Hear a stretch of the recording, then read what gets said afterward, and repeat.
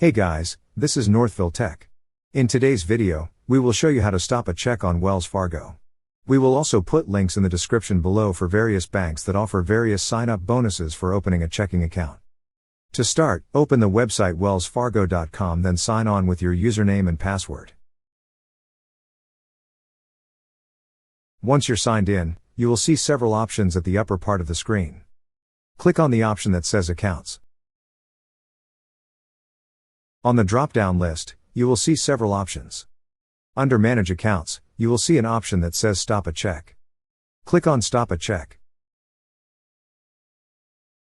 Next, select the account from which you wish to stop the check. Then click on Continue.